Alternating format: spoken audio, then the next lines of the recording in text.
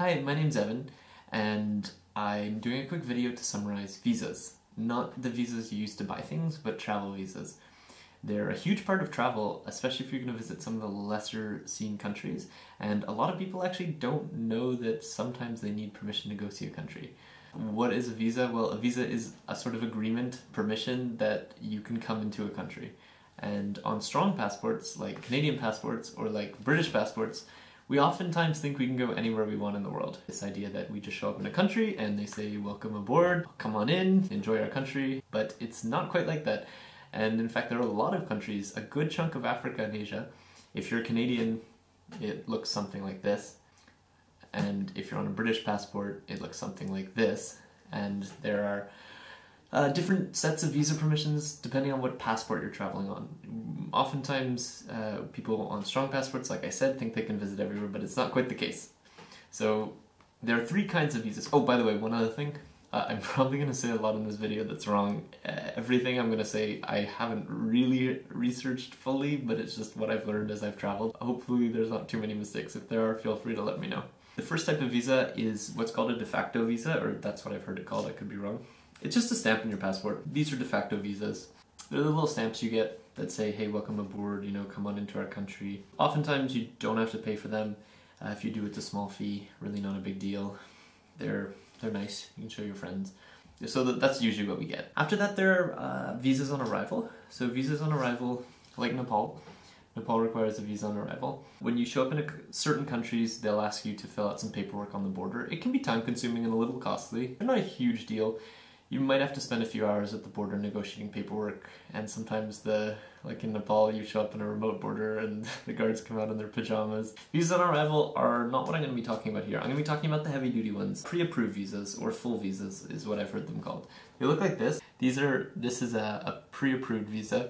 Pre-approved visas are the tricky ones. They're the ones that take a lot of tact often, a lot of bureaucratics, and can cost a lot. Some of them can cost well over $100. It's not uncommon. These are the ones that oftentimes deter people from visiting countries, which is sad because some of the most wonderful and untouched countries just are avoided by the bulk of tourists because they're worried about working towards a pre-approved visa. But pre-approved visas can be a lot of fun. They make your passport pretty. You get nice ones like the Vietnam, Cambodia, no, that's Laos. That's Saudi Arabia, which I'm very proud of. There's Algeria. Jordan needed a pre-approved. They just put stamps. This is my pride and joy. This is a Bhutanese visa.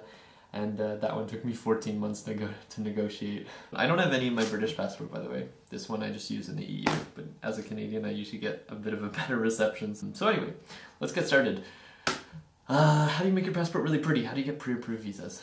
Step 1. Look at your country's visa requirements page and try and get an idea of where you'll need them. Most countries you probably can just show up. If you do need one, the second step I would recommend is go to Wikivoyage. It's a really good resource, and on there you can look and get an idea. Just read over the section called Get In, and you can sort of get an idea of how hard it's going to be, what you're up against. 4 things you should really keep in mind is you're going to want to know where you can apply is very important. You're going to want to know the price. What documents you need is very important. You can oftentimes find that on the embassy's website. And also very important, processing times. Pre-approved visas can take a long time, and a huge problem is people tend to start them last minute. I would seriously start doing these 2 to 3 months in advance. Some of them can take that long. And expect to get rejected. It can happen. Break your little heart. Now that you have all this information, you should probably focus on where you have to apply for visas. It'll be a good way to organize which visas you should go for first. If you're doing a long trip, some might require you to apply in your home country. Even if you're not in your home country, you can still apply for them by mail a lot of the time. You might need to make an appointment. So you are going to want to prioritize visas that have to be applied for in your home country. And if they need appointments too, it's really important you get those done as soon as possible. There are also some visas that you can get while you're on the road. So an example is I got my visa for Laos when I was in Vietnam, and I got the visa for Saudi Arabia when I was in Jordan. This is necessary for long trips. Say you're trying to do something from Europe to Southeast Asia, the old hippie trail. If you're trying to do something like that, realistically, you're not going to be able to know exactly when you're showing up in countries, which is often required. So a lot of the visas you'll need to get on the road. You show up at the embassy of the country you're trying to get into. So in the case of Saudi Arabia, Jordan, In Jordan, you go to the Saudi embassy. The downside is they'll take your passport while they're processing the visa. For a while, you'll be stuck in that country, and it can take a while. You can be stuck in a country for 2, 3 weeks. And another thing is oftentimes while you're traveling in that country, you're without a passport, which can cause trouble if you run in with the cops or something, or people find you don't have the visa on you. Try and get some proof that your passport is being processed with the embassy you submitted it with. As soon as you arrive in the country, put your visa in right away, spend some time relaxing, and then pick it up and head out. Some embassies will also offer express processing for extra money. That's a good option too. You can get them done in a couple days as opposed to a week or two.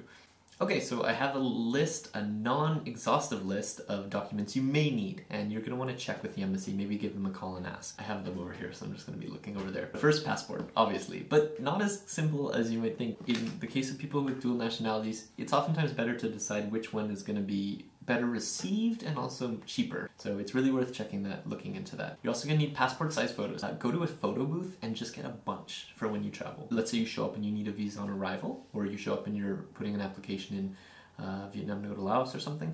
You'll have some extra on you, you can just give them a few. They can really charge heavily just to take photos of you, so go with a bunch. Application form you'll need, you can download that oftentimes from the embassy's website. It's pretty straightforward, fill it out. Proof of residency in the country, or residence in the country rather. This one's tough. So oftentimes I want to know where you're staying. You can go the high route and you can get a hotel, but oftentimes you won't know the exact dates you're there, which is tough. Other times you don't want to spend money like me. I might just want to camp, and they might not be cool with that. If you have a friend there, that's perfect. Get some letter saying that they're going to be hosting you, a letter of invitation. That's the best. If you don't have a friend, you could look for couch surfers. Oftentimes on a website like Couchsurfing or Be Welcome or Trust Routes. I've done this before. You can find someone to help you out with the procedure. If you don't have those options at your disposal, or you're not able to find someone, is you can actually book a hotel, use the documentation to get the visa, and cancel it. Make sure you cancel it after you get the visa, because some countries will actually check at the hotel that you're staying there. It's a little disingenuous because you're saying you're going to stay at a hotel and you don't. If a country's not going to give the option of allowing you to travel with hospitality sharing websites or camping, sometimes I have done that. Just make sure that the hotel is 100% refundable if you're going to be doing that. Another thing is, almost always countries will give you 30-day visas regardless of how long you're planning on staying. In the case of Algeria, I really didn't know my dates, so I just said I would be arriving roughly when I thought I'd be arriving, but on the earlier side. And then I ended up arriving actually quite a bit later, but I was still within the 30-day period. Just be generous if you're going to do the hotel trick. Just go for a few days. You'll usually get a 30 or even 90-day visa, so it's not really a problem if you're a little late. Just aim for the earliest you think you'll be showing up. Proof of funds is something you sometimes get asked for. Oftentimes people from less wealthy countries get asked for this more than wealthy countries. As a Canadian, it's actually never happened to me. But my girlfriend from India, she oftentimes has been asked. If you have to do this, get a bank statement, get it stamped by your bank. You should contact the embassy and ask how much money you should have for a vacation of your duration. Proof of employment, another thing that oftentimes is more for people from rich countries. However, I have been asked for it before. As a student, you just get proof from your university. Otherwise, you get you just ask your employer, can you make something official looking, saying I work for you. Okay, this is the worst. Proof of travel is the worst thing, and I've been asked for this too. They want proof of how you're going to be transported in and out of the country. As a hitchhiker, that's the worst for me. So in Algeria, they asked for it, and I was planning on hitchhiking in and out of Algeria. There was an appointment where you actually sat down to give in the application, and I said, I can prove that I am going to school after. I'm going to be doing my master's after, so I can give that.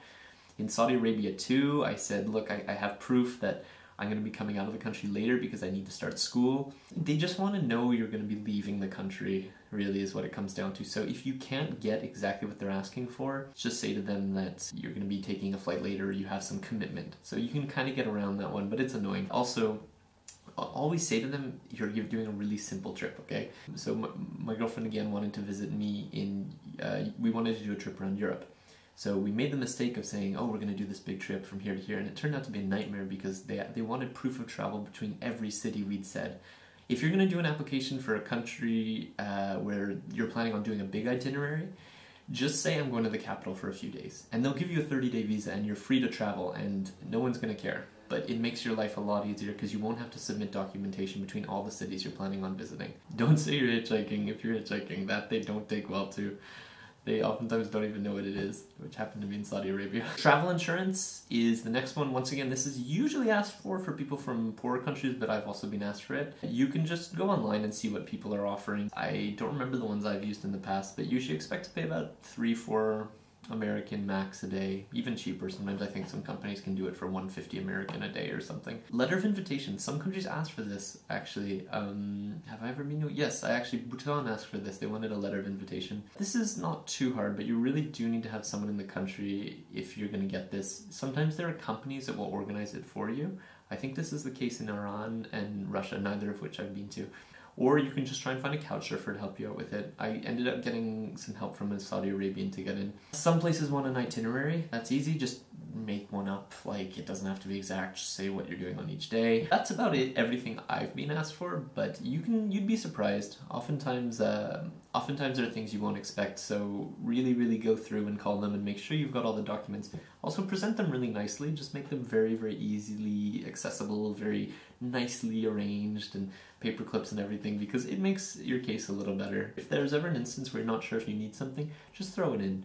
It's much better to have too much documentation than too little. When you have it all together, it's pretty much done. All you need to do is you hand it in and you wait. They'll probably notify you by phone, and you've got yourself a nice visa, and your passport looks like it's a philatelist's dream. I actually wrote a section here called Other Tips. I wrote this down just so I remember what to say. Be friendly, courteous, and patient. You know it's going to take a long time, especially if you're doing it in other countries. If you're at the Kyrgyzstani border and you're trying to get a Chinese visa. If you can learn a little bit of the language too for when you're traveling, it's a huge plus. Finding friends in the country and having their addresses on hand, also a huge plus if you can manage that. Oh, if you're really unable to get a document, write a letter explaining why you're not able to provide it. It will oftentimes really help your case. Okay, so I think that summarizes everything. One last point I'll leave you with is don't let visas scare you from trying to get into a country. They're a little tedious sometimes, but the countries that require them are oftentimes the most amazing places, and most tourists are put off by them. So you often get such an intimate experience by visiting a country that has a pre-approved visa requirement for most Westerners. So that's it. I hope that helped, and maybe I'll meet you guys on the road someday. Wanderlust King, I stay on the run. Yeah! Also, Israel won't stamp your passport. They just put these in. If you have those, don't let Saudi Arabia see them. They won't like it. It happened to me.